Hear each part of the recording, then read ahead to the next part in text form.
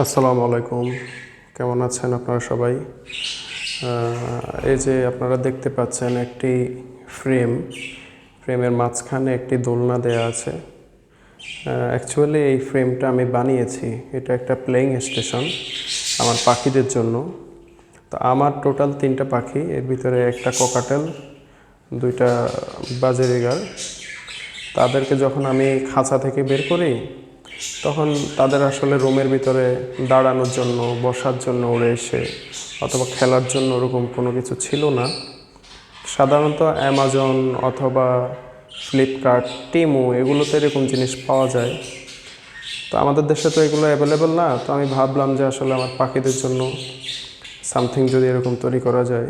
তো আমি আসলে ওই আইডিয়া থেকেই আমার কাছে বেশ টুলস আছে আর কি, বিভিন্ন ধরনের কাটিং মেশিন, ড্রিল মেশিন এবং আমার এই প্লাইউড ছিল।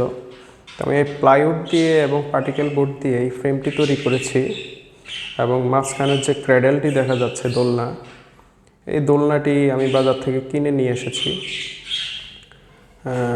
তো এটাতে ওরা খেলাধুলা করে ভালোই মজা পাচ্ছে আর কি। তো এখন আমি এই যে দেখতে পাচ্ছেন টিমকে এখানে ছেড়েছি। অ্যাকচুয়ালি আমি আমার 3টা পাখিকেই একসাথে ছাড়ি যখন ওদেরকে একটু এক্সারসাইজ করাইতে হয় বা উঠতে চাই। টিম কামান, স্টেপ আপ। এই যে ও আসলে এখানে বসে বেশ ভালো মজা পায়। আসো, বসো এখানে।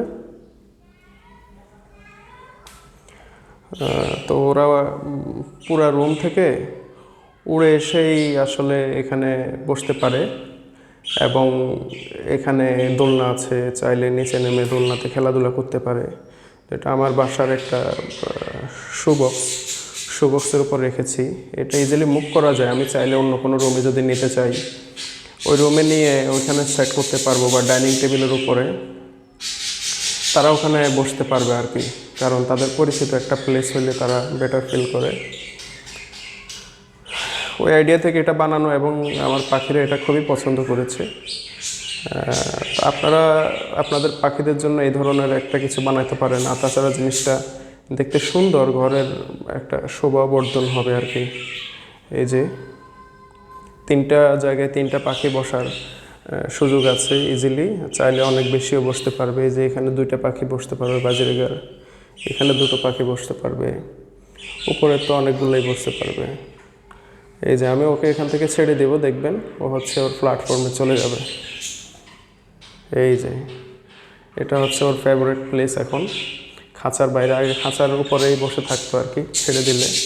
তো আসলে ওইটাতে তার এক্সপ্লোরেশন কমই হতো। কি খবর, তোমরা বেরোবা?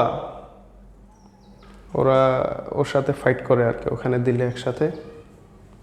তো এই জন্য আপাতত ওকেই বের করেছি, পরে ওদেরকে আলাদা আলাদা বের করব। আর অনেক সময় যখন সোশ্যালাইজেশন করার জন্য চেষ্টা করি তখন একসাথেই দেয়। তো ঠিক আছে, ধন্যবাদ সবাইকে আমাদের সাথে থাকার জন্য। আমাদের চ্যানেল যারা সাবস্ক্রাইব করবেন এবং লাইক কমেন্ট করবেন। ধন্যবাদ। আসসালামু আলাইকুম।